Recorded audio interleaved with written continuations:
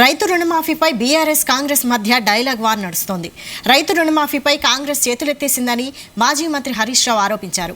August 15లోగా రుణమాఫీ చేయాలని demand చేశారు. దీనికి సీఎం రేవంత్ స్ట్రాంగ్ కౌంటర్ ఇచ్చారు. ఆగస్టు 15లోగా రుణమాఫీ చేస్తే బీఆర్ఎస్ను రద్దు చేసుకుంటారా అని ప్రశ్నించారు. నువ్వు మాట తప్ప అని మాట్లాడినావు. చివరికి బాండ్ పేపర్ యొక్క గౌరవాన్ని తగ్గించినావు. నువ్వు బాండ్ పేపర్ అంటే ప్రజలకు నమ్మకం ఉండే, విశ్వాసం ఉండే. కానీ కాంగ్రెస్ పార్టీ ఎన్నికల మేనిఫెస్టోను బాండ్ పేపర్ల మీద ముద్రించి ఆ బాండ్ పేపర్లను ఎన్నికల సమయంలో అన్ని పత్రికల్లో ఫ్రంట్ పేజ్ అడ్వర్టైజ్మెంట్లు ఇచ్చి ప్రజలను నమ్మించి ఇవాళ బాండ్ పేపర్ విలువ తీసినావు, పరువు తీసినావు. అందుకోసం నిన్ను ఓడించారు. ప్రజల నమ్మకాన్ని వమ్ము చేసినావు. రేవంత్ రెడ్డి గారు ఏదో హైటెన్షన్ వైర్ అంటుండు. ఈ పార్లమెంట్ ఎన్నికల్లో హైటెన్షన్ వైర్గా నువ్వు ఇచ్చిన మాటలు, నువ్వు చేస్తున్న చేష్టలు, నీ గ్యారంటీలే భస్మాసుర హస్తమైతే నీ కాంగ్రెస్ పార్టీ పాలిట. నీ మాటలే నీకు రేపు ఈ పార్లమెంట్ ఎన్నికల్లో ఉరితాళ్లు కాబోతున్నాయనే విషయం గుర్తుపెట్టుకో. నువ్వు ఎంత కేసీఆర్ ను తిట్టినా, అరిచి గీ పెట్టినా, నువ్వు ఇంకెన్ని ఓట్లు పెట్టుకున్నా నిన్ను నమ్మరుగాక నమ్మరు. ఎందుకంటే కొడంగల్లో ఓడిపోతే రాజకీయ సన్యాసం తీసుకుంటా అన్నావు, తీసుకోలే. నువ్వు మాట తప్పినవు. డిసెంబర్ 9 నాడు రుణమాఫీ చేస్తా అన్నావు, మాట తప్పినవు. ప్రమాణ స్వీకారం రోజే 6 గ్యారెంటీల మీద తొలి సంతకం పెడతా అన్నావు, మాట తప్పినవు. అసెంబ్లీలో 6 గ్యారెంటీల మీద చట్టబద్ధత తెస్తా అన్నావు, మాట తప్పినవు. ముఖ్యమంత్రి అయినాక రోజు ప్రజల్ని కలుస్తా అన్నావు, మాట తప్పినవు. మాట తప్పడం నీ నైజం.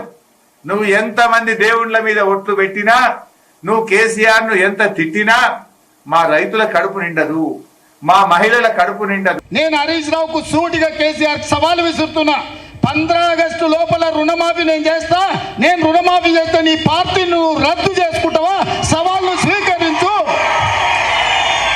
15 ఆగస్టు లోపల 2 లక్షల రుణమాఫీ చేసి చూపిస్తా. అక్కడి సూర్యుడు ఇక్కడ మొరిసిన, భూమి ఆకాశాలు తలకిందులైనా, కేసీఆర్ ఫామ్ హౌస్ లో ఊరేసుకొని సచ్చినా